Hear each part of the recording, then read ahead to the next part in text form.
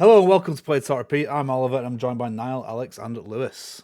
Hello. Hello. It's time for the PTR show, our bi-weekly news and discussion podcast. This time we're discussing the Forza Horizon 6 leak, PVE and Marathon, as well as our review of Mixtape. All that and more, but first, what have we been playing? Beep boop boop. What have we been playing? Somebody. Anybody. It's always Niall. No, Niall, sorry. Niall, go on. He always goes first. Shut up, you didgeridongus. It's time for Niall's Indie Game Corner. Right, okay. Why He was just it a keeps. pregnant man? Why was it a pregnant man? Just because I couldn't think of another emote. It just made sense. Okay, go on.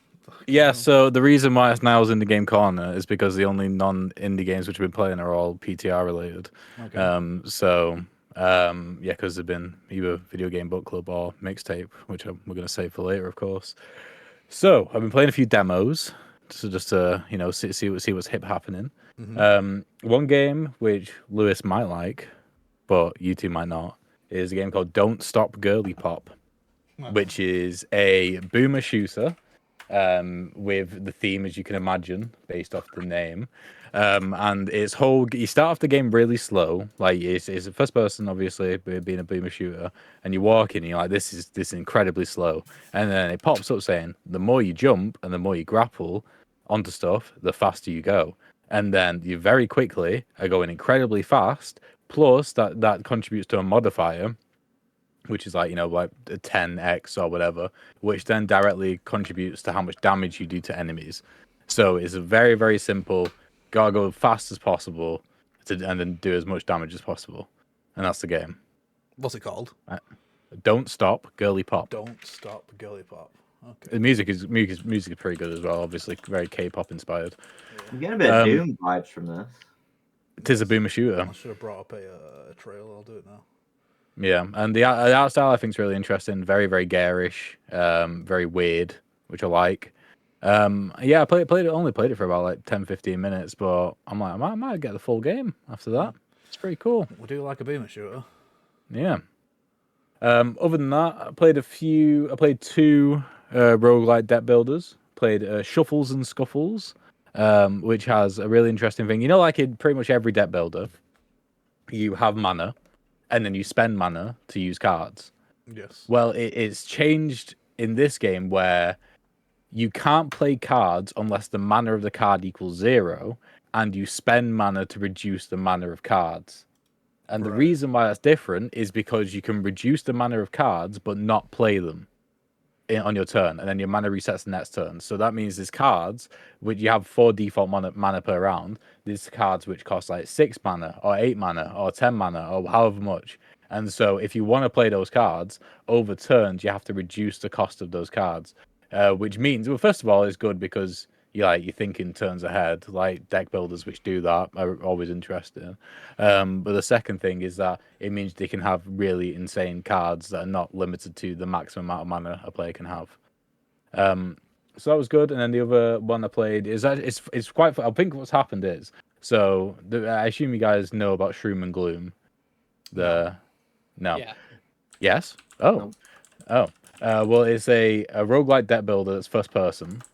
And it looks incredible. Like the art style is really, really good. And you just walk in and you've got cards, as you can see on screen, and you're fighting enemies, and it's really good. The demo's, I think, still out at the moment, and you can play it. But also, I have seen this. yes, well, it's been on like TikTok for ages. Like it's all over social media. But they're taking a long time to make this game. And I think in that time, someone else has tried to beat them to it, and they've essentially made the exact same game, but it looks different. And it's called Into the Crypt. And that game is honestly almost exactly the same thing, except it's way more heavily exactly also like Slay the Spire. So this game, the Shroom and Gloom goes a bit different in that, like, it's not exactly like Slay the Spire. There's not like multiple classes. The cards look different from Slay the Spire. The art looks different from Slay the Spire. Into the Crypt is just Slay the Spire, but from the Shroom and Gloom perspective. So I think and it's not nearly as polished as Shroom and Gloom, so I think they're just trying their hardest to get this game out first. So then they can be the ones that did the first person perspective dungeon crawling deck builder. So it was all right, but Shroom and Gloom is just like it's gonna when it comes out, people are gonna love it. They do look both very similar games from what I can see. Yeah. Yes, yeah. And then the final one I played to round off Niall's Indie Corner is What's the Password, which is a puzzle game that is so basic. I don't think you'll be able to see it. You find it maybe Why game. is it that indie? It's very. There you go. What's the password? Oh, thank you. Oh wait, I think I've seen this. Yeah, so it's made by the same guy who did Look Be the Landlord, which I've never played, or Look Be a Landlord, but I know that did well. It's like one of the highest rated indie games of all time, but I've just never played it. This entire game is you've just got to figure out what the 4-digit code is that's being shown to you on screen. Right. And as you can see, over 100 puzzles, and all the puzzles are just trying to figure out what the 4-digit code is. Right. Which I think is like you probably saw those shapes there. That'll probably just be the number of sides on the shape. There's ones where the numbers change. You got to try and figure out what the numbers are. I played the demo, and the third puzzle got me stumped for ages because it had 5 numbers on the screen. Damn. And it's a 4-digit. It's a 4-digit code. Yeah. And I had no idea how to decipher what the actual code was. But yeah, when that comes out, how was that one specifically done in the end? Oh, by skipping it. I didn't know how to do it. Right. Okay. Oh right. I didn't know you could skip them. Yeah, it stumped me for ages, and then I skipped it. All right. Okay. So yeah, the jingle doesn't really contextually make sense for the end of the segment, but I'll play it again. Shut up, you didgeridongus! It's time for Niall's Indie Game Corner. All right, so we'll go back to what have we been playing? Alex, what have you been playing, brother? Anything? Finished Pragmata. No, Amazing experience. I did give it a 10 out of 10. Yeah. Loved it. I don't want to say anything because Lewis still hasn't beaten it yet. We will play the trailer then. What's he playing at? What are you playing at, Lewis? Finishing DMC3. Yeah. But there is a game that I've been playing which is been quite niche that I did back many years ago, Elementalist, which is essentially just That's the screenshot you've been posting in Discord. It looks awful. Like from the screenshot you sent. Nice. Like I thought it was like some weird like in-joke meme, like, oh, look at this awful game. No. It's just like a little Zelda. I've done 3 temples so far. Yeah. And it's quite good, to be honest. I'm enjoying it. It's heavily inspired by Zelda. So if you don't like 2D Zelda, then you just will not like this game. I think the 3 powers that I've got so far are fire, grass, and ice. So you get elements instead of like dungeon items. Yeah. Essentially, okay. Yeah, so you can combine the powers to like do different things. Like I don't know if you saw, he put some water on the floor, then did some lightning to like cause it to ripple. Yeah. The story's a bit meh, but I didn't really expect the story to be amazing. But like the dungeons are quite fun, and it's actually been quite difficult as well for the latest temple. But yeah, if anyone has not even heard of this game, I'd recommend it if you do like 2D Zelda games. Speaking of hard, I've heard that Mina, I know this is unrelated to what we've been playing, but Mina the Hollower is going to be really hard from what I've heard. I wasn't expecting. I played the demo, and I thought the final boss of the demo was quite difficult. Yeah, they're calling it Souls-like. Yeah, it is based on a Game Boy. It's based on a Game Boy Color game. Like all the Game Boy games, I remember being ridiculously hard. You know, you never call them Souls-like, though, would you? That's not. No, but people also throw around the term Souls-like. Literally anything that's remotely difficult nowadays. So, like nothing that's a Souls-like is actually a Souls-like anymore. True. Yeah. But other than Elementalist, me and Lewis have been playing the Lego Batman games in preparation for the newest Lego Batman game. That's true. Yeah. Have you beat 3 yet? We're playing 3, and 3 is. So the first one is your bog standard Lego game that you expect. 2 was quite all right until towards the end when it just got a bit like fucking hell, this game needs to end. Yeah. And 3 has just tried doing too much, like the classic third game of the series. It's done way too much. The same button does like 2 or 3 different things. So normally the Y button, it will change your character, but it also can change your costumes. So you go to change your costume, but you'll accidentally swap to a different character. And then there's also the B button, which does a power, but then it can also just like, I can't remember what else it did. It was really stupid, but like I think it was like punch or something.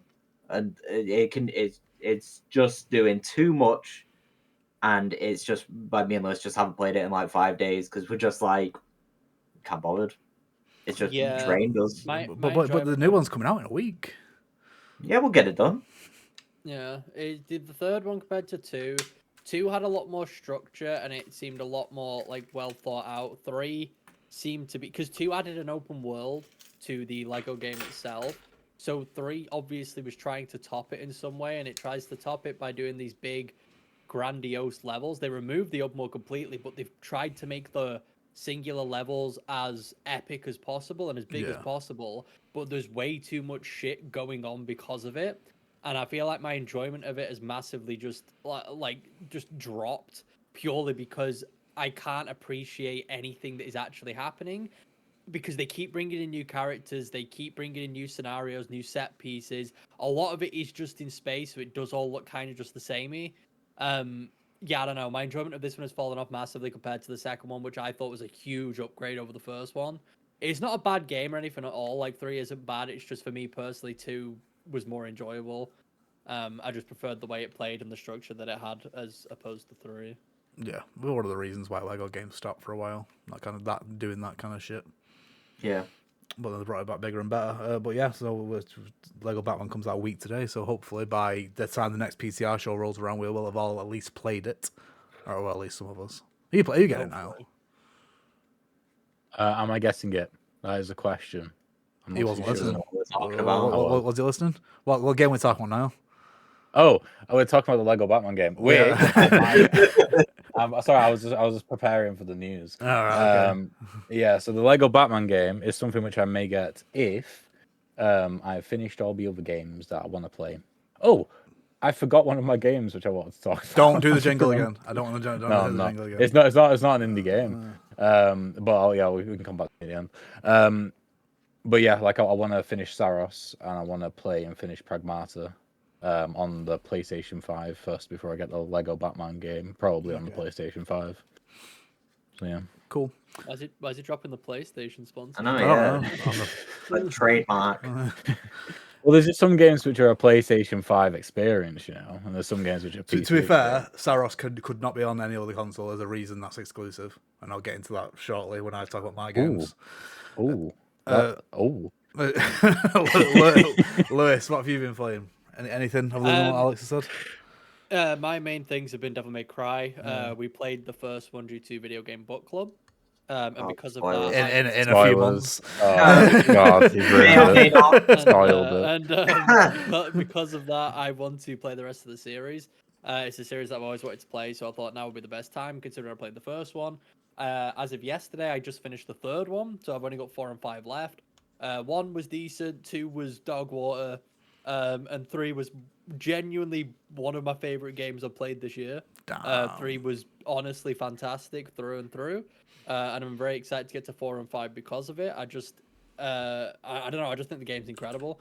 Everything they did with that game compared to the previous ones is like genuinely unbelievable. And I don't think you can fully appreciate it unless you played the games that came prior. I think you can enjoy it as a singular game for sure, but playing 1 and 2 really makes you appreciate what they did with 3. And I understand why people were so passionate about this series in the first place, and why it getting cancelled after 4 was such a big deal for people. Because I've played the reboot DMC Devil May Cry, and I actually do enjoy that game quite a lot. Really after playing the original trilogy, I do understand obviously where the attitude and the upset came from when that game got announced and the whole thing behind it. I still very much enjoy that game, but it's definitely given me a new appreciation for the series. And like I said, I'm excited to get to the rest of them. I just think it's a really, really good time. And genuinely, 3 has been one of my most enjoyable experiences of the year. So hopefully 4 and 5 can DMC. Yeah, so DMC did 1, 2, 3, and 4, and then they completely cancelled the series, like completely scrapped it, and then decided about 5 years later it would be a good idea to reboot it. So they rebooted it into a game called DMC Devil May Cry. And they changed. So it's obviously about Dante, it's about Virgil, it's about demons, it's about hell, but they completely redesigned how Dante looks because they thought that a newer, edgier Dante would appeal, you know, more to a Western audience and a current audience. So they completely changed what Dante looks like. Yeah. They kind of kept his attitude, but like I said, he's a lot more edgy, he's a lot more angsty than the Dante that we know.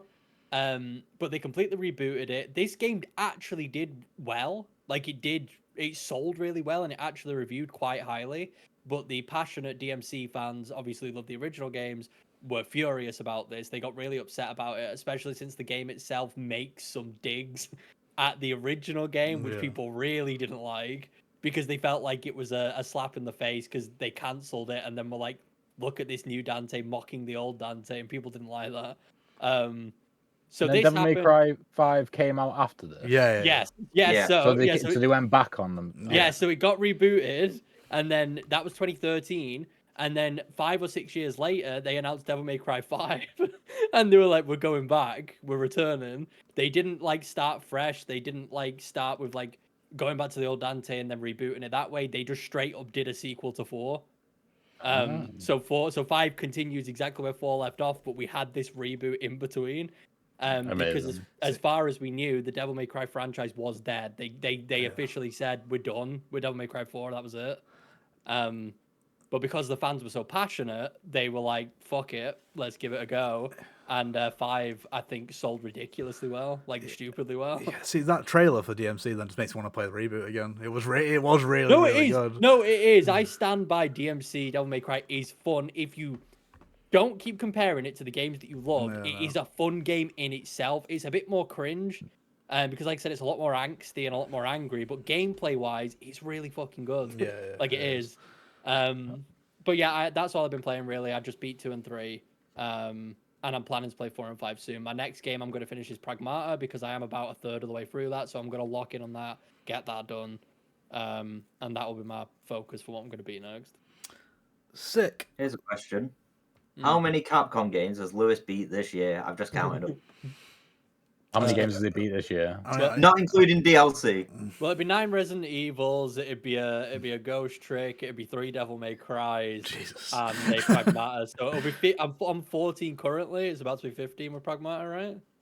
It is. You missed Dead Rising 3. Dead Rising 3 as well, of course. Yeah, there you go. Just loves Capcom. It's just been a Capcom sort of year. It has. Right, so what have I been playing here, you ask? So I can only really talk about 2 games. Right now.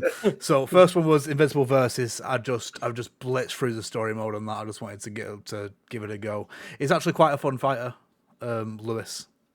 It's actually a fun fighter. I think you'll like it. The story mode is kind of hit or miss because the issue is you end up fighting against the same 3 or 4 Viltrumites for like the entire second half of the story. It's just you playing as a different character fighting the same Viltrumites. So it gets quite boring. But in terms of like combos and how easy it is to pick up, it's quite an accessible fighter. I'm sure there's ways to get to master it. But other than that, so how much am I talking about Saros here? Are we doing a review at any point now? Probably not, right? Considering there's so many games coming out in the next 2 weeks. This can be the review. This can be the review. Okay. There we go. So I gave Saros a 10 out of 10. It is my current game of the year. It was so fucking good. I enjoyed pretty much every minute with it. The difficulty is there. Obviously, it's a very difficult game. The bosses are very hard, but the actually getting to the boss and getting back to it when you die is fun in itself. It's obviously it's easier than Returnal, but it is still quite a difficult game. So what I was saying before, by the way, with how it needs to be on PS5, it's because of the way the guns work in it. So I don't know if you guys know this, Alex and Lewis. So when you pick up a gun, there are 2 ways. Well, there's 3 ways to fire it really, but there's 2 ways to fire the actual guns. So one, you hit the right trigger, and the second is you hold the left trigger halfway down. All right, and that's a Returnal, yeah.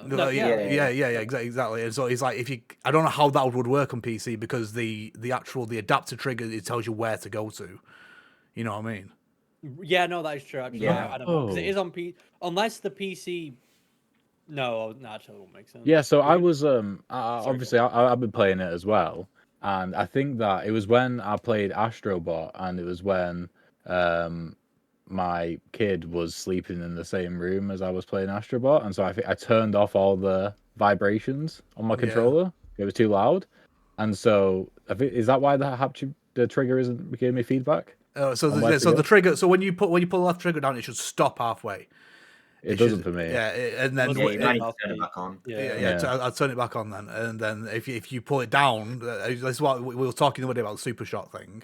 So Yeah. you pull it down all the way. You have to force it down, and then you can do your super shot. Otherwise, you're just holding it halfway, and then you get it's basically it's an alt fire on your gun, Yeah. but it slows you Yeah. down. It slows your movement down, but makes your gun more powerful. Right. Okay. Yeah. Because at this point, I'm thinking about 7 hours in, and I've barely used that at all because it's like I felt like I had to guess where the halfway was, Yeah. This and is sometimes I what, get it right, and sometimes I wouldn't. this is what I mean. This is why it's definitely best played on PlayStation. Well, I don't I think was they'll gonna end up say porting it. as far as I know, because of the way PC works and the DualSense works on PC, I swear the PS5 controller, oh sorry, the DualSense controller doesn't support the adaptive triggers and haptic feedback on PC because it just doesn't have the drivers, That or would make games don't have the sense. drivers to support it. Or at least over Bluetooth and stuff anyway. So yeah, I actually don't know how that would work. Because obviously Returnal was also on PC, so I just wonder how that handled it. Yeah, I'm not sure. Genuinely don't know. But yeah, in terms of the game, so I really like the way it looks. I really like the kind of look that these Housemarque games have got with the bright projectiles that are constantly being fired. It was the exact same in Resogun. It was the exact same in Returnal. But I really like that. I think Rahul Kohli did a really good job as the main character. He plays quite a bad man. But he plays him really, really well. I saw like a documentary the other day of like the behind the scenes of the mocap of him, and you can tell he's proper putting his all into it. And he said he's always wanted to be in a video game, and now he's like the main character in one. So there's 8 different biomes. All the biomes are very, very different. You can tell immediately which one you're in just by looking around, as long as you obviously got the experience with it. All the mechanics, so you can dodge. So in Returnal, remind me, can you absorb projectiles? No, I don't No. think so. Yeah, so in this one, so you can dodge. Obviously, you got your quick dodge, but you've also got you can absorb. Like for blue projectiles, for example, give you more power, so you can fire your power weapon. So whenever someone's firing like blue projectiles, that you want to absorb them, yellow ones give you corruption, which lower your maximum health. The more corruption you get, the less maximum health you've got. And then there's red ones which you need to dodge. So it's all about just seeing what projectiles being fired at you, and then figuring out how to kind of do that and memorizing each boss. So originally I played the game with what I would say what I thought the way the game was supposed to be played. In one, unlike Returnal, where it makes you start from the beginning or makes you start from the halfway point, whatever, you can start each biome as soon as once you get to a new biome, you can start that biome from the beginning. You do not have to go back to the beginning of the game like your regular roguelite. That makes sense what I'm saying, yeah? Yes. Yeah. Saying it in a roundabout way, but yeah. So I, for the first five biomes, I did each one individually. For anyone who hasn't played the game yet or is just going to play the game, do not do that. That is not the way to play the game at all. That you are playing on hard mode. Because you can start from the beginning and get yourself so powered up just by going through the biomes again and picking up new weapons, and by the time you actually get to that boss you're struggling on, you'll do it first or second time easy. And it's just the game's so much fun. There's no reason to not go back to the beginning and just start the run from there at all. But yeah, I loved every second of it. It was just a good time.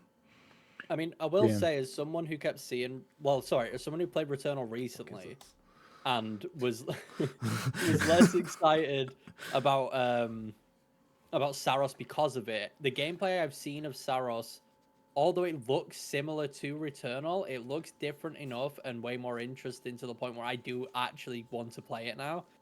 My interest in playing it when I was just seeing the trailers and as the game was coming out, I didn't really care because I was still sort of locked in on it very much looking like Returnal. Yeah. But like I said, I think it looks like it differs enough where I actually think that is worth in playing it, and I might actually enjoy it more than I did Returnal because it seems to have added a lot and fixed a lot of the annoyances that Returnal did have. So I'm definitely Genuinely, interested. this is a guarantee. This is an Oliver guarantee. You will love it.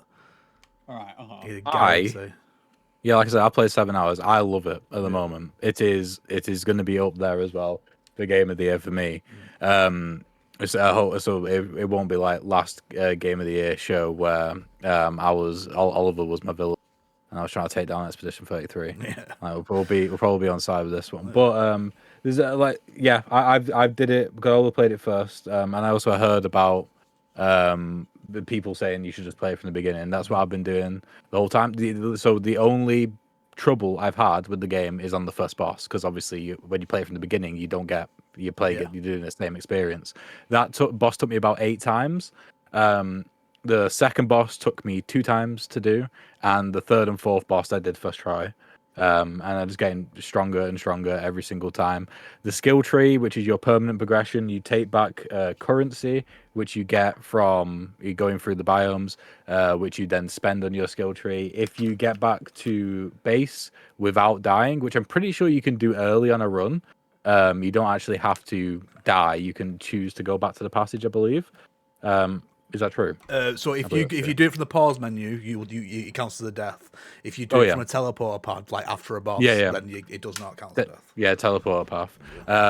So if you get back to the base without dying, then you get all the credits which you gained through the run. If you get back to the base after you die, then you as a base level you lose 50% of what you got, but then you can reduce that via upgrading. But yeah, just being able to. There's default stat increases which you can get. One of them, which is to increase the amount of credits you get, which is really good. Like if you're really struggling to progress, then you can just put it all into that, and then you'll get more credits. But then there's also like big sort of like game-changing ability stuff. Like the first one you get is your second chance, which is like when you die, you come back to life and you continue fighting. And on top of that, it's not, I don't think much of a spoiler, but there is also a way to get your second chance back as well if you lose it during a run. So that's really good. All the different weapons are really fun. I've just come across a weapon called a weapon which is a crossbow. All of us say it's the second worst weapon in the game, or the worst weapon in the game. For me, it's the best weapon in the game so far. It's just really fun. All the bosses are really good. I really like I'm not a bullet hell type of guy. That's the thing. This is not a me game at all. No. I honestly, to be real, I don't think the gameplay is particularly great. Whoa, I think it's good. Wrong. Yeah, so I think it's good, like for sure. But like, it's not the best movement. It's not the best gunplay. Like, there's no individual part which is the best which I've seen. All of it is just really good. So and the enemies, like there's enemies will like Doom the Dark Ages are better enemies with more variety and ways that you tackle them. You know, this game isn't incredible in any individual thing, but it's the way it's all brought together, and it's so focused as well. I mean, just to bring up Doom the Dark Ages again, that game was so unfocused in a lot of areas, while Saros is like singularly focused on just making that one experience the best. Literally, the worst part about the game for me at the moment is the story and, to go against what Oliver said, the acting as well. Fuck off. What you mentioned with motion capture, I was certain they didn't use motion capture. Yeah. This has got Mass Effect Andromeda level face animations in this game. Oh no! But to be fair, rigid. I'm not completely against you there in terms of the mocap stuff, right? I get that, because sometimes, especially in certain cutscenes, his face does look like completely still. It's all the characters. That's not what he did in the mocap sessions. That's all. That is with the way it's translated to the actual model. The voice acting is okay, but yeah, it's completely undersold by the animations which follow it. Yeah. And the story, like the basic motivation, I won't spoil because it's not actually revealed straight away, is fine. I didn't realize that he was a baddie, so that's something to come, I imagine. No apologies. At the moment, he just seems like he just seems singularly focused on his like more personal goal, and is sort of using the company, the Sultari, as a way to get to that goal. Is how I've taken it. Yeah, well, this is what I mean. It's just not. His motivations are all over the place. But they're not all over the place. They're focused on the exact wrong thing they should be focused on. Like, I don't know. No, he should. So just it's not a spoiler. He's there looking for one singular person. There is Yeah. there is 3 entire missions worth of people that have gone missing, and he's there looking for one person, and he does not give a fuck whether he finds anyone else or not. Yeah, I know, but same with Joel, isn't it, from Last of Us? Is Joel a bad person? Joel's not a good person. No, that's true. He's He's not a good person at all. Yeah, so maybe you're right. Yeah. But yeah, it's just great. I can't wait to play more. Like I put in the chat, I was dreaming about it. You know, I was dreaming about fighting enemies and bullets coming at me. The feeling of going from the start to the fourth biome, the feeling of power that you get after struggling previously is insane. Like that if anything, that is what the game does better than any other game which I played. Is that feeling of like your power level increasing, and it feels earned. Yeah, And then that's completely separate from the skill tree as well. Like the skill tree itself, the skill tree serves, at least in my mind, in order to make the first biome easier. Because after that, it's completely handled by the weapons that you pick up. I don't know. I mean, there's a lot of the skill tree which just increases your base health, But your health goes up anyway as you go. Because you get the temporary upgrades as you go to your health. Yeah, it's both. It's in conjunction. Yeah, so when you first do that first biome, it's difficult. But the more you play through and the more you go to the skill tree, that first biome becomes easier, and then the upgrades you get from just going through the biomes are a lot bigger than anything you will ever get from the skill tree. Yeah, in my opinion. I also like as well with the skill tree is that it locks your progression unless you beat a boss. So the first chunk of the skill tree is locked behind until you beat. Well, you get the first part of the skill tree, and the second part of the skill tree is locked until you beat the first boss. And I completely maxed out that skill tree before I beat the first boss. But that meant that I wasn't super heavily reliant on that skill tree. Because like then, if I knew that I could just get through the entire skill tree, I might not even have faced the boss. I might have just gone around and done the, the entire area and then teleported back or whatever. So that was good as well. Just trying to think of anything else. I think overall, yeah, just great, really. Yeah. I do disagree on the gameplay thing. I think it feels incredible to play, unless you get a weapon that is auto aim, then it starts to fall down slightly. But that isn't auto aim. Yeah, no, legit. I had like the best setup, the best gun, and then I got to the first boss and realized, oh shit, I have to aim at those little like nodules, and I nearly died because I couldn't aim. On the weapons, when you're picking between weapons or you get offered a new one, there's a little icon in the top right that tells you whether it's auto aim or not, because you don't want non-auto aim weapons. Completely forgot the modifiers as well. The modifiers are great. Code modifiers, yeah. So somewhat like a sicko like Lewis can make it as hard as he wants. So then you could be like, yo, I've made it as hard as possible. Or you can make it pretty easy as well. What's great about it is each mod has its like own score, which is like plus a number or minus a number, and then you've got to balance your mods in this gauge, and it can't be too low and it can't be too high. So a really difficult modifier might give you, I think it's like +6, and then that'll give you 6 plus like the range in the gauge in order to put a bunch of easy modifiers on if you want. And you can change that as well, like per biome. Can you do it? It's only when you go back to the passage, isn't it? Yeah, when you go to the passage. When you go back to the passage, you can change it. So like, depending on the area, what your current goals are. If you're not bothered about gaining currency, gaining the credits, then you can just simply be like, yo, let's put on the modifier which makes it harder to gain credits, but then I can put on the modifier which means I do increased damage. Yeah, that's exactly what I did towards the end of the game. Towards the end of the game, you realise, well, I'm not going to get much further up the skill tree now. I could just turn off like purple currency or yellow currency or whatever, and then you can then. What I didn't realise until later on is you can upgrade the modifiers. So I was on stage 1 of the modifier for ages, but you can just, there's a button you can upgrade to level 2 and 3, so you can increase your damage massively, increase your defense massively. But you've got to balance it. Like Niall said, you got to balance it. Balance it with something bad. Something bad has got to come with something good. Yes. Right.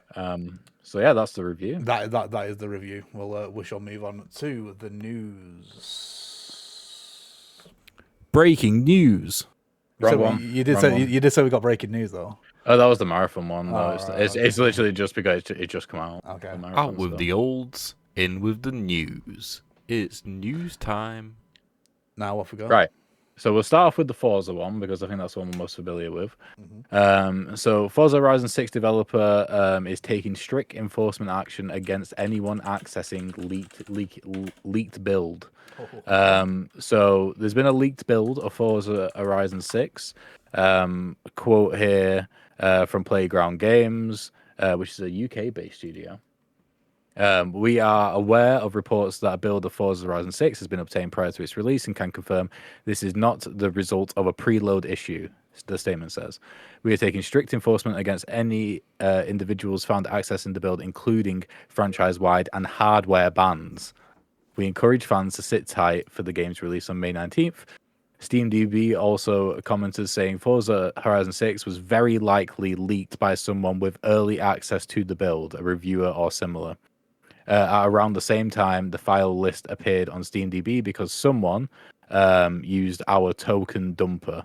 SteamDB does not display or share keys, nor can it provide downloads. Damn. So yeah, there we go. Well, it's not So great. It's not great for reveal the leaking it. it's not great for Playground Games. It's not great for Xbox, is it? Really? Isn't.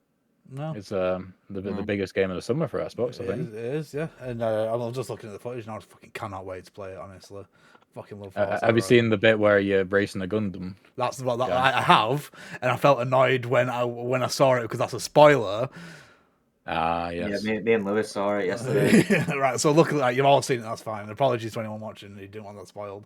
But yeah, that's quite a big thing. It's quite a big thing. Like I think in Forza Horizon 5, the closest you got to something like that was like you drove against a what are those things called? Like the flotation cars. Hover cars. Hovercraft. Hovercraft. That's the one. Yeah. Yeah. So you never done anything like a Gundam before. Yeah, no, it was really cool. Me and Alex had to watch the whole thing because I saw it and went, "Oh, this is a spoiler," but I said it's too cool to not watch it, so I you need had to to see watch it. But I wish I didn't see it. Yeah. It's a bit sad. But yeah, so back to the fact that it's been leaked. So sorry, explain again now. Did they say who leaked it or why it was leaked? Most likely a reviewer or someone, most basically likely, yeah. someone who had early access to the game. But I thought they put the code out on. I thought they put the update out on Steam. It's not to do with that. The Right. Playground Games are confirmed that it's nothing to do with that. Right. Okay. Could they be lying? I wouldn't be surprised. Could they be making it up? They can't just point a finger at a reviewer though, can they? That's I mean, Well, no, can. they didn't have point the to. finger. SteamDB separately pointed the finger at the reviewer based off the way it appeared on their database. Right. They're like, this okay. looks like it's a reviewer who's done this. Right, and they're Right. taking action against people who are using that leaked build. Interesting. Yes. Cool. Yes. Right. So there we go. Yeah. It just looks great. I'm just so excited about it. Yeah, I'm really, really excited. I yeah, can't. it I'm just gonna have to sounds take it off really the screen cool. because I can't not look at it. They always look great. They run great. They just feel good to play. It's just gonna be a good time. And by the They next, drive great as by well, the next apparently. PTR show, we will have played it. Quite a lot of it. Yeah. Well, I'm gonna play it. Like I was thinking, I've tried playing the last two and never got on with it at all. That's insane. But I know that one of you goons are gonna nominate it for GOTY, so It I could need potentially be. Could easily be. Yeah.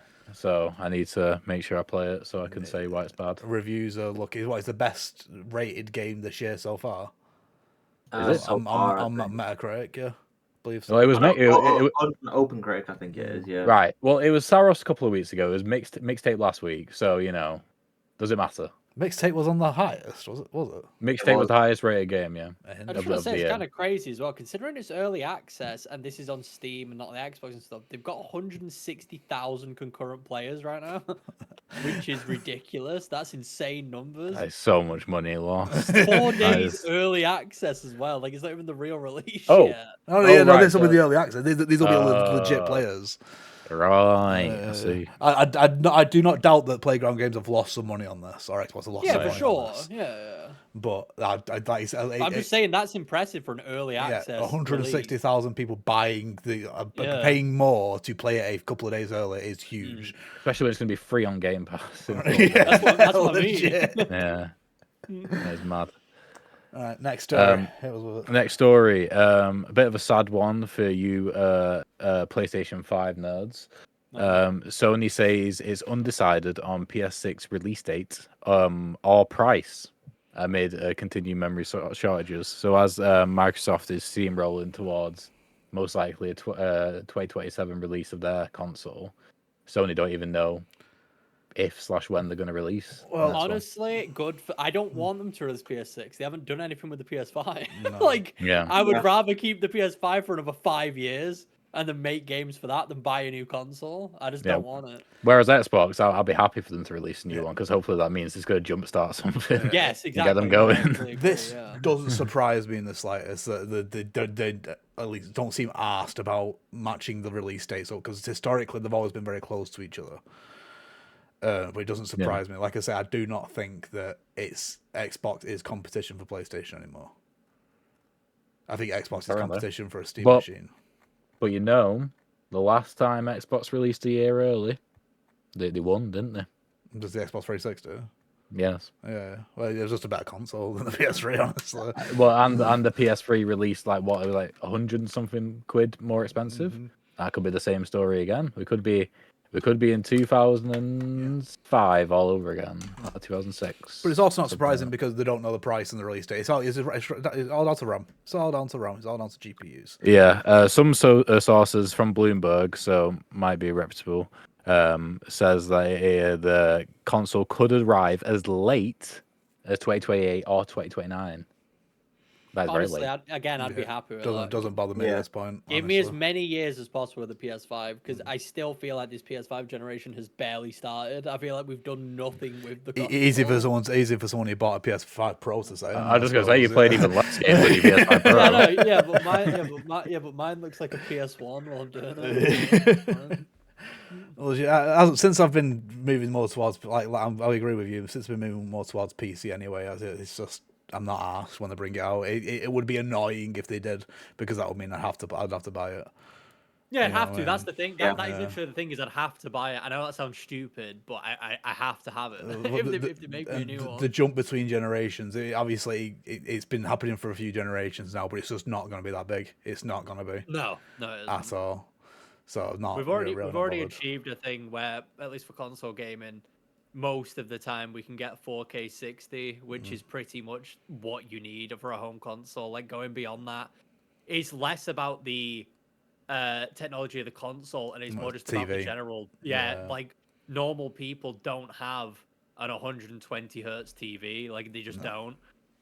So the console can't go too far because people just don't have the technology to keep up with it. So until that all catches up, releasing a new console that can do all this wild shit doesn't really make any sense. It's kind of like when they released the PS5 originally and they removed it off the box, where on the box it originally said 8K. Yeah, I was just about to say that exact same thing. Yeah. And who the fuck owns it? That was years ago, and no one owns an 8K tele. This was 2020, and they were putting on the box, it can play at 8K, which not a single soul has. No. 6 years later, no one's got it. So it's more of a thing of like, you can release new consoles, but there's no point making it do all this wild shit when the technology in general isn't keeping up. I feel like that's why PC building and PC hardware works more for the niche that it's in, because a lot of these people who buy insane PCs are the sort of people who will buy an insane monitor or an insane peripheral or just something that will, allow them to take advantage of their £2,000 graphics card, for example. Whereas a home console is still very much for the standard user, and the standard user, there's still a bunch of people. There's a statistic. There's still so many people who don't have a 4K television. That's wild. There's still so many people who still run 1080p televisions, and they play on a 1080p television. I can't remember the last time I had a 1080p tele. I've got 1080p monitors, but not a tele. Yeah, well, exactly. But it's because we're like some of us more than others, but like we're into tech, aren't we? We're interested in tech. We like keeping up with that sort of stuff. So. As a standard thing, honestly, both you and Alex, to be fair. Alex isn't great with it either, to be fair. But yeah, it's one of those things where the standard person still hasn't caught up with that sort of stuff, so making your console do all this insane shit doesn't mean anything to a normal person. It really doesn't. The average person wants it to be able to put the disc, well, maybe not the disc anymore, but they want to be able to boot up their download and the game plays, and it not lag. If it can do all of those things, they probably do not give a shit. Yeah. And that's just where we're at the moment. I don't think that's going to change. So yeah, don't give us a new console that can do a bunch of wacky shit because I don't want it. Yeah. At least not yet, anyway. Not at all. Just like I said, just bring more PCs into the living room, and I think everyone will be happy. Yeah. Like I say, Xbox are doing it right.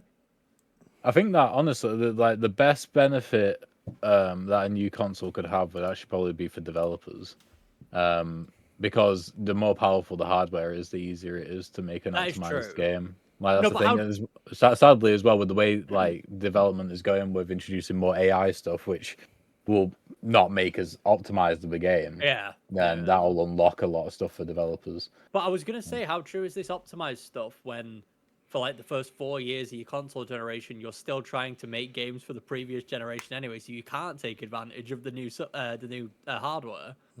Because you've got to design the game for the old hardware and then just sort of boost it a bit for the new stuff. No, that is true. That is true. Of one thing which I'd be excited with PlayStation, because like, there's been rumors they're going to make a handheld, and I think the handheld, Yes. the like section of the market is still got loads of room for innovation and to improve it. Because their handheld apparently at the moment is really good. It is just a streaming device. Like, you know, if they were to make one that could actually run stuff on the handheld, then it might be interesting. Well, yeah, those rumors of the handheld are very like it's very much something they are working on. I mean, they designed that whole thing.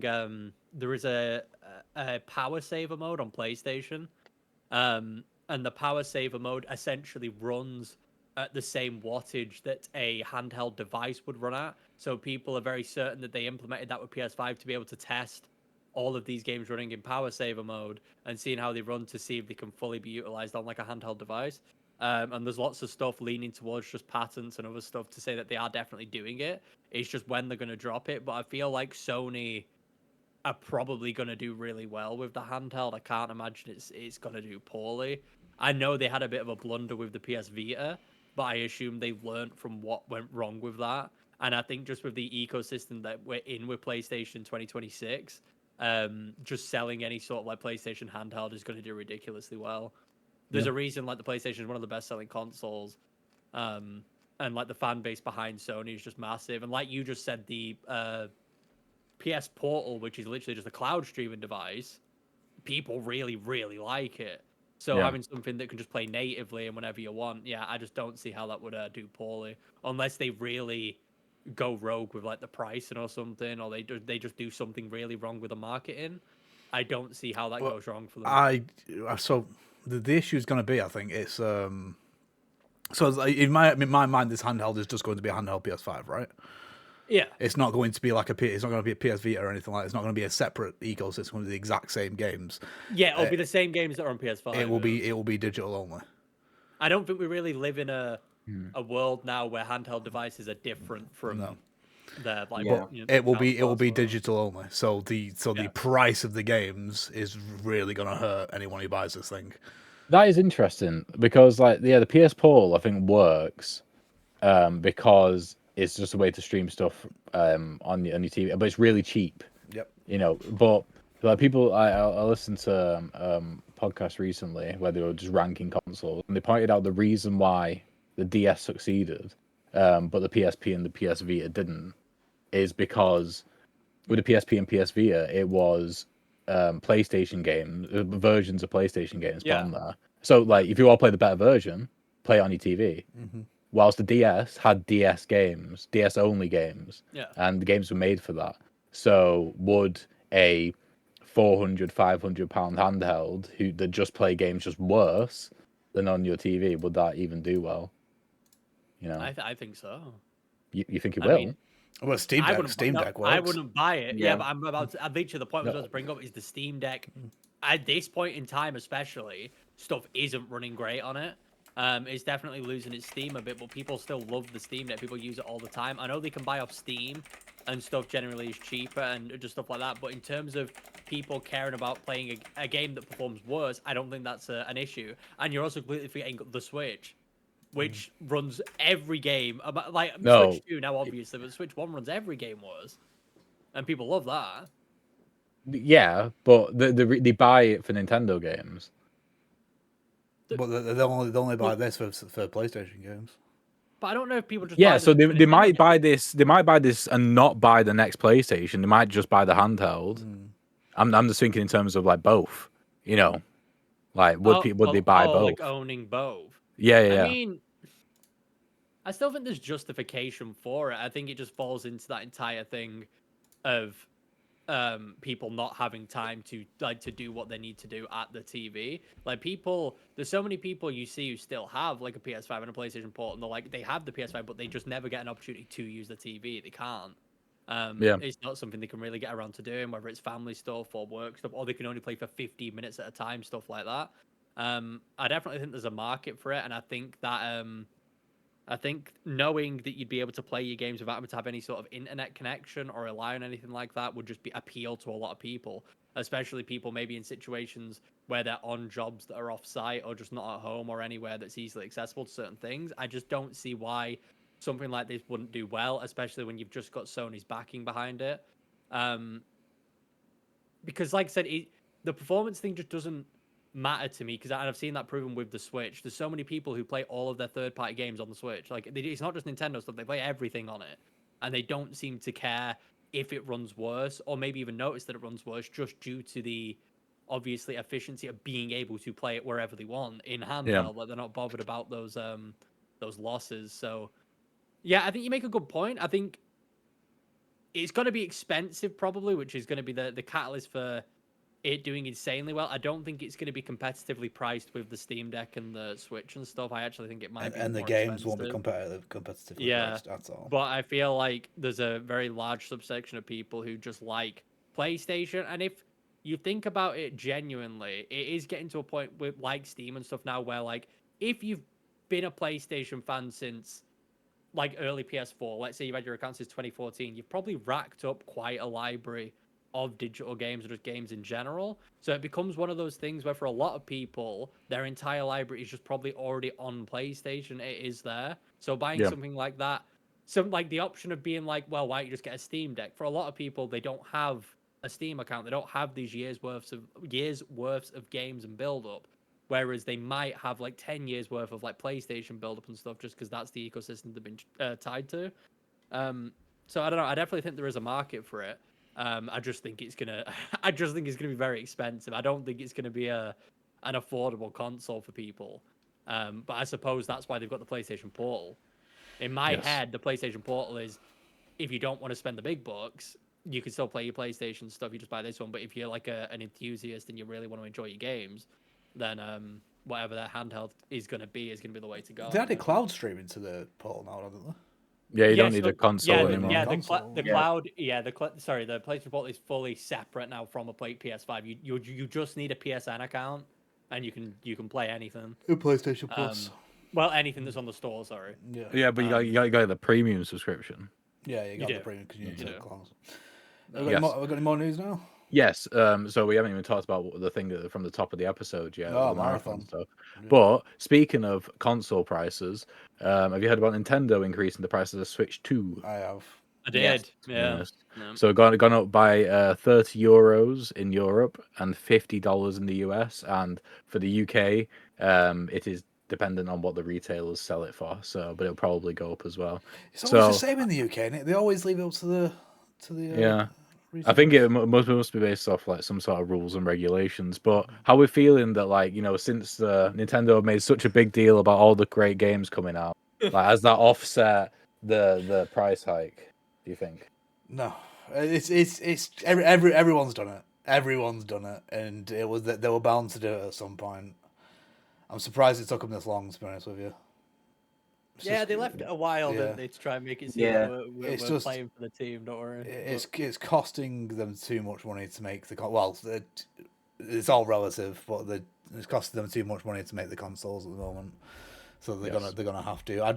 When RAM becomes more available, are those prices going to come back down? Are they? No. Because No. they're going to Yeah. stay exactly the I mean- same, and that's going to be the new standard. The prices are already going down for they're Well- already seeing a decline. Well, from the article regarding the PlayStation price, it said that it was actually going to increase by the end of 2027 from where it is now. Let's go. That's expected to be. So that's great. But moving swiftly on, Right, we'll cap that off by saying boo Nintendo. So the next one Everyone. is the Marathon news. None of us play it. But one thing which I want to mention this because I think it's quite interesting is basically they've released a roadmap from they're in season 1 right now, from season 2 to season 5. They're planning on bringing in the whole planning on making a PVE mode fundamentally for Marathon where there's no PvP and you can just play Marathon PVE. And I think that's interesting because I really think Marathon, if it launched, I'm not saying this is what they're going to do, but if it launched with a campaign, with an extraction shooter mode, then it would have done a lot better. And I think we all would have played it. Do we agree on that? I can't agree with that. No. I don't think I would have. No. Because if they But can, it's a Bungie campaign. Yeah, but Bungie campaigns. So Destiny was fun. Destiny was fun because you played with your friends. The campaign was kind of non-existent. Destiny 1 campaign in particular was. Well, yeah, it would be a weird, co-op by the way. campaign. You'd have to really enjoy playing with your friends. And Destiny was like a massively multiplayer thing. You know, you existed in the world. Destiny was a thing that grew over time, and the reason it became interesting is because what they added. The initial Destiny campaign wasn't very good. No. Like the very original one, it wasn't particularly good. It only got better with time.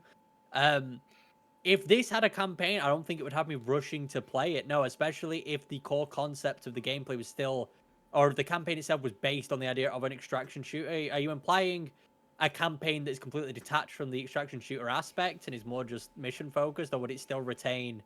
I mean, a PvE extraction shooter is just a campaign, really, except when you die, you start from the beginning of the level. I thought extraction shooters had PvE in them anyway.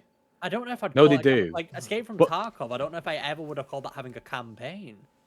Can you play just PvE? Yeah. Oh, I didn't know. Well, that's like basically. So if you think about a first-person shooter campaign, No, I'm lying. I think I'm lying. Sorry, no, I'm lying. No, I'm lying. Yeah, but if you think about a first-person shooter campaign, is you start a level, you fight AI enemies, and then you get to the end, right? That is what an extraction shooter is, except you have the resource economy. Plus, if you die, you start from the beginning again. I think if they added in like checkpoints, the balance the resource economy a bit differently, which would be I think relatively easy to do, then they could have made a campaign. They just obviously need to do cutscenes and story, which and the game already cost $200 million to make, and it did not make nearly any of that back. I mean, recently they got it was actually quite funny. They got revalued by Sony, $700 million less than what it was because they bought it for $3.6 billion, and then they were like, but we're looking like next year it's gonna increase in value, so that's a win. Well, yeah, because you just decrease the value of the company significantly.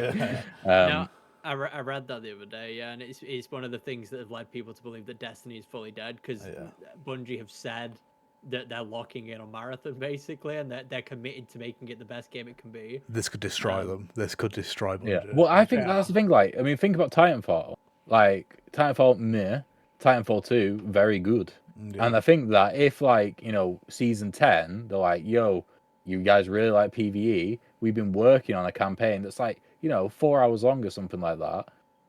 If it's still 30 quid or however much it costs, I'll play it. But isn't an issue with Titanfall 1 and 2 is that especially 2 was received incredibly well by the people who played it, but no one bought it? Wasn't that like the entire issue? I think yes, but I think there is a slight difference. I don't know if it's a good difference or a bad difference. That a game which none of your friends played, which was marketed as a multiplayer game, gets a sequel. You're not going to be rushing to get it. No, but like Marathon, which is like, I mean, the fan base are making sure it's staying in the conversation. Yeah. People who love it talk about it. If it's like, all of a sudden, if you don't like extraction shooters but you like Bungie stuff, you can now play this without doing the extraction shooter bit. That might. I get what you're saying. Yeah. I get what you're saying. So people can experience, because the thing is, Bungie do FPS is like no one else, and yeah, I get exactly. Yeah. What I think saying. the PVE mode will go a long way, because the bit of I played for a few hours, and the worst part was the PvP stuff, just because compared to Arc Raiders, if you were just like not fully locked in and tuned to what's happening, someone will just come in and just destroy your run. Yeah, it's too sweaty. Yeah, it's too sweaty. The time to kill is so quick. and it's just over. And when I played it, the sound design was awful as well. I could not hear people coming because the AI was so loud. So honestly, I'd be comfortable. I might, especially if it goes on sale for like 20% off, picking it up and just playing PVE extraction. Yeah, you if know? it went on sale and we were playing it like together, I think if they added PVE mode, I think it could be a lot more interesting for sure. Because the gameplay itself, when we did play it that one time, it felt nice. I mean, it felt like any Yeah. other Bungie game. It felt very, very tight and clean. It was good. It's just like you said, playing against any sort of real person, spending all that effort to load into a match and just getting immediately railed by someone who's obviously better than you, just wasn't overly enjoyable. So I do feel like PvE could add to at least introducing people to the gameplay loop or just the gameplay in general and going like, oh shit, I actually enjoy this. And I don't think it's bad for the game at all. It's just whether or not it's going to massively increase the player count or the player base just from adding PvE. Yeah. Like, I'm sure it'll increase it somewhat, but will it do the numbers that Bungie are hoping it does? Because I just still feel like extraction shooters are too niche. I don't know. Yeah. I'm I not agree. interested in playing them. No interest. Does not give a shit. Do not give a fuck at all. Right. So move on to final feel good story. Subnautica 2 has already sold. Well, I couldn't actually verify this because it's on Game Pass. Sold 2 million copies in 12 hours. Hooray! The reason. Pretty good. Does everyone remember the history of why this is vindication? No. So Actually, basically, yeah, the three With Nos, we don't have a jingle for that, do we? jingle for what? Sorry. History with Nos. Oh, history of Nos. No, we don't. There we go. Yeah, so the three top people at the company. It's weird that it's a feel good story. It's kind of not. It's strange, but it's the three top people at the company were set to make I think total combined $250 million in bonuses because with the launch of Subnautica 2 they'd hit some financial goals set by Krafton, the people that own the company. So before Subnautica 2 was aiming to come out, and this was by the end of last year that this goal target was for, and Subnautica 2 was on track, according to them, the people who worked at the studio, to release last year, and therefore probably hit the financial targets and then to get the bonus. Krafton came in, fired the three people that were supposed to get the bonus, and delayed the game so they would not get it. And then the court said this is clearly and obviously ridiculous. I'm pretty sure, I might be making this up, it sounds ridiculous. I'm pretty sure they found as evidence one of the people at Krafton asking AI to figure out how to get them out of this deal, and this is the plan that AI proposed, was to do this. And they followed it, and then they got basically the three people got reinstated and they're going to get the bonuses. But also at the same time, it's like because it's $250 million between three people, it's like those people who vote conservative when they make 30k a year sort of thing, where you're like, oh yeah, I love rich people, you know, that sort of thing. Very topical. So yeah, yes, exactly. So there we go. That's the news. It was a long one. Oh, wait a minute. But Breaking news. Right, Oh my so yeah, so this isn't anything like big or anything like that. One second, I get this up on screen. So I've just found out. So Lego 2K Drive. Has anyone heard of this game? Heard of it? Yeah, it's I don't like think I've ever played a it. Lego driving game. It's been delisted, and I don't know. I can't seem to find out why. So Well, they put Lego in Forza, didn't they? yeah, well, they put Lego in Forza, but Lego 2K Drive was its own game in its own right, and it was actually quite fun. I played it; it was quite fun. But I can't. So I understand why multiplayer servers will be shutting down on the 31st of May 2027. By the way, but I have no idea why it's being delisted in 4 days. is it only playable with multiplayer? Is that it? No, it's not. It's got a single player thing. It's got a single player. I can't understand why they're doing this. Do you know what I think it is?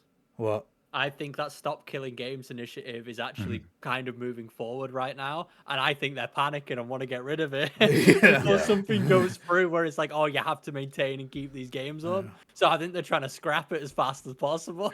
Yeah, you know what's stupid about that is that the Stop Killing Games, at the core thing that they're asking is that if you're going to shut down the servers, let people pay to keep them up. Yeah, to keep it. Yeah. That is it. And they are terrified of that for some reason. Like, Yeah. and then like the next best thing is that if you don't want to do that, give them the source code, which is probably actually the worst best thing. Yes. But like, yeah, paying for them to keep, it's No, absolutely ridiculous. it might be obviously Galaxy Brain thinking and just like making shit up. I legit think they might just be like, if we get rid of this now, we don't have to deal with it in the future because there's no law that says we have to do it if a game's already gone. So they might just be scrapping it as fast as they can, just so it's done and dusted. Apparently, the game was always online. It was single player, but it was always online. So this is Yeah, this that'll is be in it. lieu of an offline patch.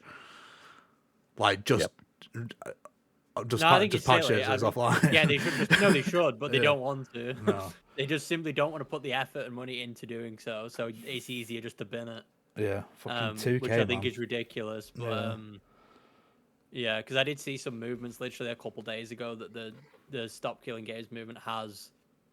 I don't know exactly what's happened, but it was something has passed somewhere, and they're actually basically willing to listen to what they're asking now. So yeah, maybe they're just trying to just get rid of it. And they had the time in EU Parliament. That was the big thing. Yeah. Breaking news. So I pressed that by Holy I mackerel. pressed that by Wow. accident. I got Apologies. really excited there. I There was thought there was nothing. more. No. We're moving on. We're moving on to the big cheese. It's the big cheese, Gromit. All right. So the big cheese this week is actually a review. It's a review of Mixtape. I believe we've all played and completed it. Yes. Yes, sir. Yes. All right. So, We won't do like a video game. We won't do like opening statements. Just well, I suppose you can. Give us a wee little one if you want. so currently on track. Mixtape is on track to be my game of the year. Currently, it is Bro's Saturday playing night. Saros. I am playing Saros, but and so Saros could be it. You know, probably not though, because Saros is definitely not a 10 out of 10 game, and I gave Mixtape a 9.5 out of 10. I unlike you three, I have played this developer's previous game, The Artful Escape. It is a night and day difference in terms of quality, in terms of how well it plays, how the story is, the music. Artful Escape was also very music heavy. It was about a guy who was late teens, early 20s, who was the nephew of a famous folk singer, and he did not want to do folk music. He wanted to be a rock star, and then he went on like a sci-fi space adventure and did some platforming. Yeah, and in terms of like the visual sort of vibe and the weirdness, the Artful Escape had, but just nowhere near to this level. I think the Artful Escape also had. They basically refined it significantly for Mixtape. Mixtape's about 3 hours long. Artful Escape is about 5 hours. With Artful Escape, there's a lot of dialogue choices and stuff like that. And there's a lot more space to move about in, and you have a lot more control over what you do.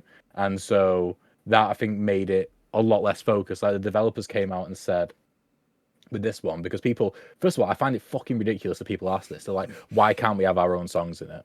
Yeah. The entire point is that she wants to be a music supervisor who, like, her superpower is picking the right song for every moment. Yeah. And you just want to put your own songs in there. Fucking absolutely stupid. The amount of things that people have been saying about this game on the internet, it's like, it feels like a lot of people have not played the game or just don't understand basic English to like understand Right. what's We'll happening. get into that. We'll yeah. get into that. Okay. Yeah. But Right. yeah, great So, game. That's a 9 out of 10 from Nuz. 9.5 out of 10. 9.5.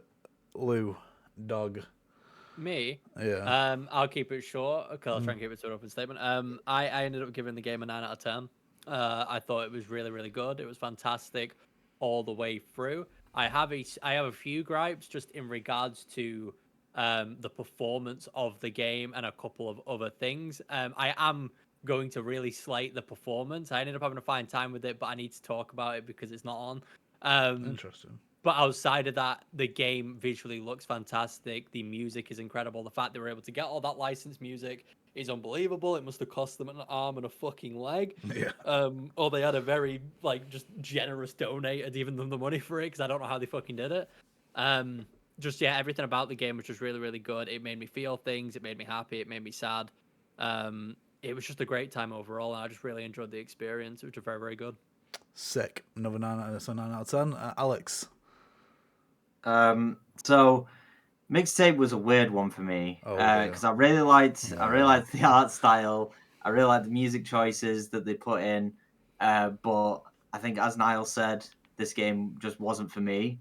I I didn't really resonate with the characters that much. I thought some of them were quite annoying with the way that they spoke and stuff. I was literally just because they just talk like stoners, and I'm just like, I can't. I'm like, whoa, dude, like let's go Right, to my Slater is the house. best Yeah. character of all time. And Yeah. I was just Slater like, was the all best right, part of that okay. game. Alex, you're not alone there. So I played this with my wife, and Yeah. my wife hated all the characters. It just wasn't for me. But I can appreciate the game for what it is, but it just wasn't for me personally. I've given it a 6.5. 6.5. It's going to drag the average down. So I gave Mixtape a 9 out of 10. I will keep this very short. I really, I just enjoy. It was a good experience. Was it a good video game? I'm sure we'll get into it later. But for now it's all right. But it was a fantastic experience, and I think I think it's got the right kind of attitude and the kind of the right chops to kind of move the goalposts slightly as to what a video game can be, for sure. I enjoyed all the characters, by the way. I thought that it very much reminded me of Ferris Bueller's Day Off kind of situation. Yeah. It's like that kind of. It's based in the 90s, isn't it? 90s, 80s, Yes. 90s, and Yeah. this is exactly the way that all the characters from these kind of movies in that era spoke. They've nailed it, absolutely fucking nailed that, without a doubt. Yeah. So yeah, 9 out of 10 from me. That's an average score of 8.5. Which is pretty good. 8.5. That is really good. Yeah, close to Astro about that, I think. Which I think is our biggest, highest rated game, maybe. Dispatches, I think. Oh, Dispatch. That got all 9s. All 9s across the board. We can get into the discussion now if you wish. Yeah, so my biggest problem not with the game, but with people talking about this game is actually not what Alex said. I think that I could see how people wouldn't vibe with the character. Personally, I love Slater, and my favorite part about the story is that what it did really well. Like, that's the thing. Almost nothing in the game I could actually relate to, apart from the fact that the whole premise was focused on small problems feel big. Yeah, Small problems, like minuscule problems in the grand scheme of things, Teenage felt problems. huge. Yeah, huge to these characters. And I was very nostalgic and reminiscent of the days where those small problems would be the biggest issues in my life. Yeah. And not anymore. Is that the case? And so I really like that.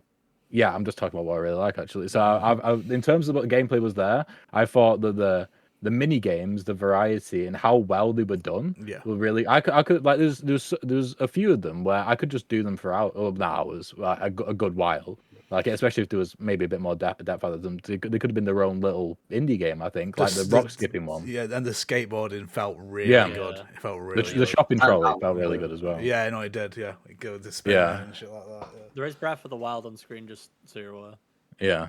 What? The Breath of the Wild Orchestra concert is on screen right now, Oliver. Oh right, yeah. Sorry, no, you can't. Sorry. Oh, right, okay. You can't see what I'm actually playing. I'm playing the video that Alex recorded. Right. Yeah. Yeah. So, like, speaking about the gameplay there, like, people saying that this isn't a video game, I have a huge problem with, because it is. They're not even trying to be objective. It's incredible because, like, you think about it, like, what is a video game? Like, so, for example, like, you look at Portal. Portal, everyone will say is a video game. Portal, you're going from the start to an end of an area. You have to figure stuff out, and there's stuff that will get you stuck. With Mixtape, not in obviously every area, but in a lot of areas, that is the same thing. It's just the scale of which that is the complexity is reduced for Mixtape. Like, Mixtape, you can crash into stuff and that'll rewind you. You could perpetually crash into the same thing and you get stuck perpetually. In the one area where you're moving furniture about, you could just not do that. You could, for some reason, not put it in the same area. That is the same thing. It's just in a different place on that spectrum. And, like, in I guess, like, going to a logical extreme in like a first person shooter, like, it's still the same thing. You're going from point A to point B. You can die and you do it again. And it's even though you're not dying in Mixtape, you can just not make forward progress, which is what dying is. Sure, you can't make backward progress, but for me, a video game is just simply a piece of media which is interactable, and that is what Mixtape is. I'm going to argue with you now, Niall. I'm ready. Yeah, no, I'm ready. I agree with you completely. So I've been playing Directive 820 recently, and there is more gameplay in this than there is in that. And people will call Directive 820 a video game. Yeah, it's a Directive 820. That honestly, there's barely any gameplay. I should have spoke about it earlier actually, but it's probably the worst one of the Dark Pictures games. I heard in terms of the amount of gameplay in it.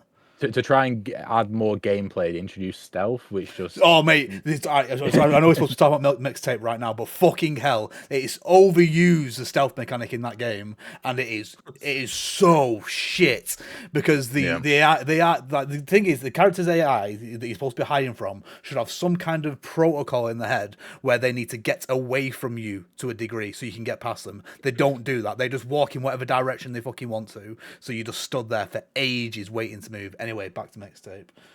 Yeah.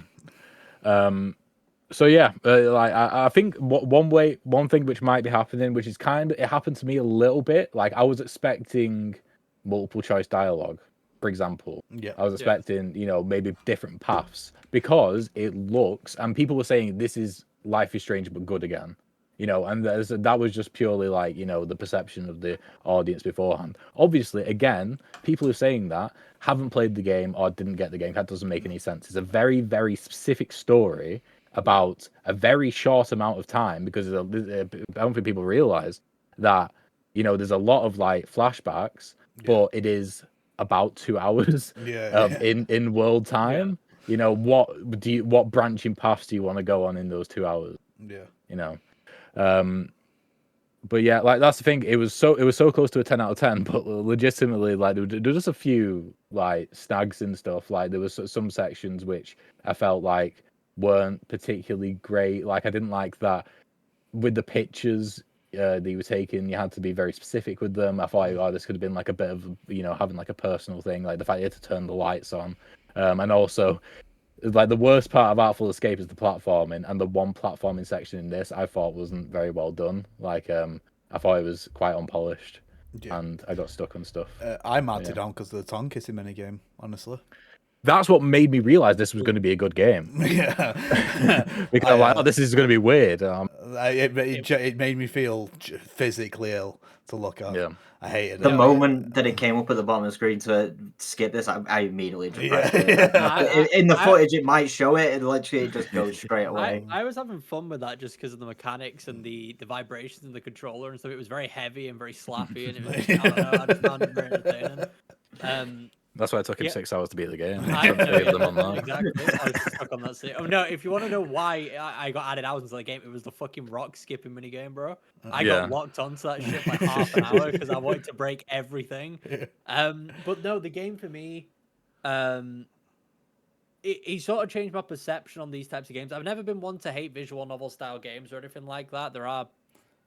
Do you want to say something, Oliver? Sorry, the tongue thing is about to come up on the footage. I was waiting to make anyone Just watching. watch how. And anyone watching aware, just look how fucking rank this is. Sorry, Lewis, go on. No, yeah, it's changed my perception on these games a little bit. I've never been someone who's been like, I can't enjoy a game that is like narrative focused or a visual novel. There's visual novels that I do enjoy, and there's a lot of narrative experiences that I mean, honestly, most of the time I prefer a narrative experience. But a game like this, that is lacking in the gameplay department, is sometimes one that I struggle with. But it was one of the first times, at least in a while for me, where I played a game like this, where I felt like the gameplay genuinely added to the experience. In terms of, I see a lot of arguments, people saying it's just a movie or it's something that could be a TV show, or if you wanted to do this, why didn't you just make a TV show? I feel like those small little moments where you're able to go around the room and you're able to relive some of these experiences and interact with certain objects sort of adds to that whole feeling. I feel like if that wasn't there and this was all orchestrated into like a movie or a TV episode size thing, although it would work, I just don't think it would work as well. I think those little moments where you're getting to, like I said, witness and experience these things for yourself and interacting with objects, because you don't have to.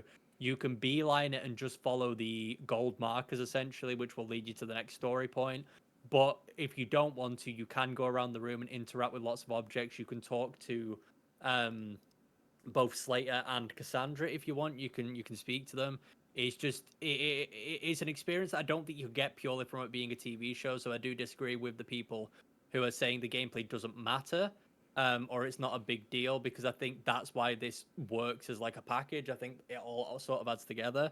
The discourse online obviously is really annoying. It's something that I try to ignore nowadays because there's lots of grifters online. There's a large subset of people online who get their money and get their kicks and get their followers off of being as annoying as possible and saying the most outrageous things. And the new game of the week either has to be peak fiction, or it has to be woke, or it has to be shit, or it has to be an industry plan, or it has to be this, or it has to be that.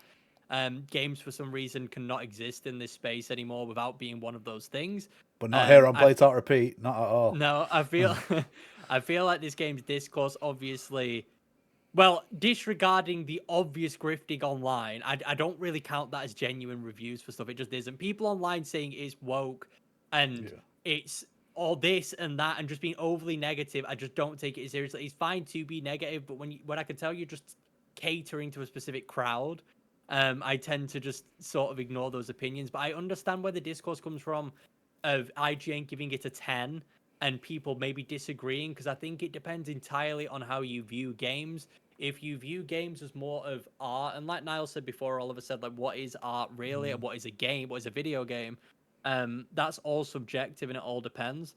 But if you view video games primarily as art, obviously you're going to love this game, or you're going to at least enjoy it. I can imagine having gripes with it. But if you view this game as essentially something to waste your time or get hours out of you or give you fun in the sense of that, like a toy would, then obviously you're not going to enjoy the game. You're going to struggle to sort of have any sort of connection to it, because it isn't a game that's there to waste your time. It is a game that's there to provide an experience and provide a story, and I think it does that very well in a very short amount of time.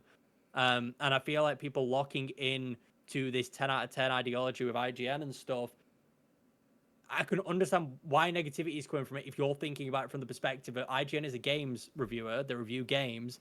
This isn't a game to me, therefore a 10 out of 10 doesn't make any sense. But again, it entirely depends on how you view video games and what you want out of them. If it wasn't a game, they wouldn't be reviewing it in the first place. Exactly, The fact that the review exists means it's a video game to them. And yeah, this game definitely hit all of those story beats for me. It made me...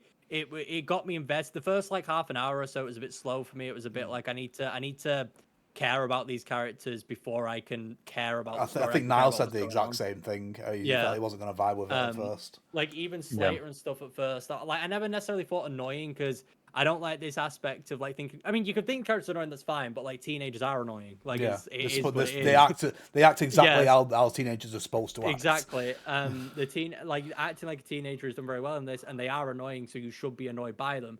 The way they speak, they're from California, so they're obviously going to speak like they're from California, like surfer type thing. Like it makes sense. So none of that particularly annoyed me. It all added to the experience for me personally. I just think it does most of the things that it sets out to do really, really well. And like I said, I think the soundtrack is absolutely stellar, and I don't quite get how they afforded to do it, because it must have cost them a lot of money. And I am worried in the future, is this a game that's going to get like delisted, because they're going to be like, we cannot pay to keep this up anymore. But my negative of the game is the performance, really. And I don't want to hear any jokes of that's how the game's meant to look, because it's, you know, it's like a stop motion Spider-Man. I will preface this by saying I had no performance issues. I played on PlayStation. What did you play on? PC. So that's so like obviously the animation stuff, that's not what I'm talking about. This is we review games here, and obviously you have different experiences on different consoles, PlayStation, Xbox, PC, all this other stuff. On PC it has issues. I'll clarify, I was running out of 4K and all that other stuff. It's an Unreal Engine 5 issue strikes again for sure. The game looks fucking unbelievable. Like, it looks incredible visually. There was moments in this game where I was genuinely like taken aback, stunned with how good it looked, even if it was just like a scene that wasn't moving. It looked unbelievable. And partly due to it being Unreal Engine 5 because of all the light and stuff, but it caused the game to suffer massively. I had a constant FPS counter up, and I was watching my highs and my lows, and I was watching it drop in. Anytime you went into the heavier gameplay sections, whether that was running away from things or skating down the hills and stuff, you would see a massive drop going from 60, sometimes down to like 35 and even lower. For a game like this, the lower frame rate is hit or miss. Sometimes you don't really notice it because of the way the game is structured and the way the characters move. Like I said, it's very Spider-Verse type animation. So sometimes you don't notice it, but other times you really do notice it. And although it didn't ruin the game, it wasn't the sort of lag where it was like, this is interrupting my gameplay experience, is stuttering. It was more, you could tell the game was running at 60, and now you can see it chugging along at 30 or 35, whatever it is. And I double checked this online to make sure it wasn't just me, because I don't like bringing it up if it's a me issue. If it's my machine, it's my problems. I'm not gonna like say the game's bad because of that. But online, people playing this game on PC are heavily complaining about the fact that it lags to fuck. That's really interesting. Maybe it's like an Intel graphics card situation. Because like I said, it didn't slow down for me once at all. Is it possible? And I don't want to say that. Is it possible you didn't notice it? Because if I didn't have the FPS counter on, I will admit there are times when I wouldn't have noticed it was running lower than it was. I kept it up purely because I needed to see how the game was running for the review. Yeah. And because when I booted the game up, it does a very silly thing where it doesn't cap your frame rate and it puts it on unlimited. And my GPU went apeshit and was so loud. So I had to go check it all and stuff, and that's when I was monitoring it. So I streamed it, so it would have never gone above 60 anyway. Yeah. And I'd feel like, because I think the outside world, the world around the characters moves at regular pace. It's only the actual character models that are slowed down Spider-Verse style. So I would have liked to think that I would have seen frame drops, but as we know over many reviews we've done, is that Lewis is more sensitive to frame drops than the majority of the rest of us. Yeah, I am for sure. Which is why I didn't want to say like, oh, it runs terribly, blah blah blah. Like it runs good, and most people won't notice it. You won't. Yeah. But it definitely shouldn't be dropping as low as it does. And I still think it is a UE5 issue. I know Nala said before it's not UE5's fault, and it's the people developing these games and like making sure they're optimized and all that stuff. But ever since UE5 has become a thing, I've noticed it a lot more. With there PC is gaming. a fucking common denominator, and it's always UE5. But it's because of what Unreal gives you in terms of a tool set. The main thing is lighting. So like you know, like any gorgeous, sort of, by the way. That's like, the more gorgeous the lighting, the more likely there are to be issues unless it's optimized really, really well. Yeah. But out of the box, UE5 can give you incredible lighting, but very quickly it will just start tanking the performance of the game. Yeah. And you got to be very smart in how it's used.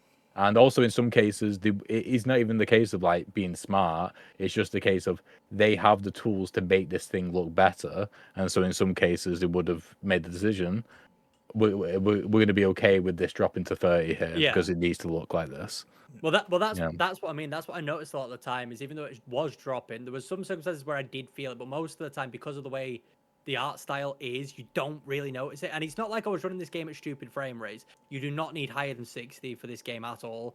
Running it at 120 or even 240, I don't see why you would. I don't think it would add anything to it. But holding a game at 60, at least to me, is the bare standard. So seeing it drop like that was a bit messy. And maybe it's something they can fix with a patch or an update. It might be one of those things they can optimize later on. But it didn't take away from the experience massively or anything. I still thought the game was absolutely stellar. Love the characters, love the music. Visually, one of the best looking games I've played this year. It looks phenomenal. It's just I wanted to point that out, just in case people are buying it on PC, just to be aware of it, because it is definitely an issue. Just be aware. Cool. Well, I think that can be it for our review, unless anyone else has got anything more to say. I think I'll do it, unless I've got something. Yeah, I just wanted to just bring up why I didn't particularly enjoy it as much as like probably the rest of you. Oh, please do. Yeah, obviously, like I think Niall said it. Like, at first it was like he said, "Oh yeah, this game probably isn't for Alex." But I wanted to give it a go because obviously everyone else was playing it and stuff. But I feel like, to me, I like with the variety of like the different games and stuff, I really enjoyed the like the skateboarding, the shopping trolley. But like the rest of the the like games essentially felt like WarioWare mini games, like like moving the couch, like painting the door. I was like, it just felt like I was playing a WarioWare game. Bro hates and WarioWare. Do you know what they felt like to It's me? it's not like the greatest game in the world, but like They felt like Family Guy cutaway gags to me. Yeah. sometimes, yeah. And I was just like, is Peter Griffin going to show up or But something? I enjoyed that though. I didn't mind Yeah. it. The sillier it got, the better it was for me. Yeah, but it wasn't the fact that it was silly. It was just the gameplay aspects of it. I just felt like I wanted more from it. Like I wanted more things like the shopping trolley. I wanted more like the skateboarding. Like when you're doing the side scrolling running, I wanted like more of that. It just didn't give me enough to give it a higher score. So that's my main reason for giving it a lower score. Fair play. I get you. Yeah, we just wanted more gameplay, and that is valid.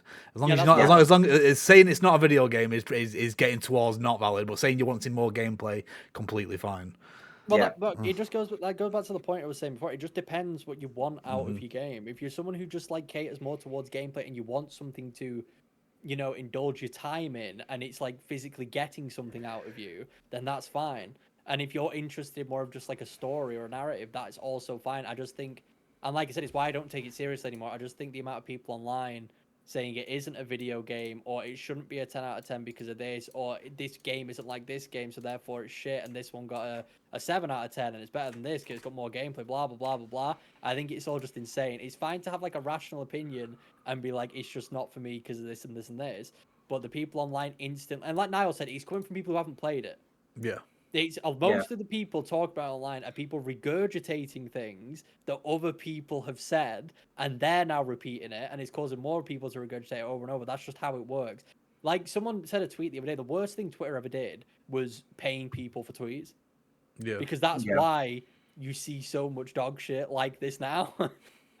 Because it works. People like being angry. People like being annoyed. People feed off of it and they enjoy it, and that's just how things work now. And it's why you can't have a game anymore or a movie without it being labeled as this specific thing.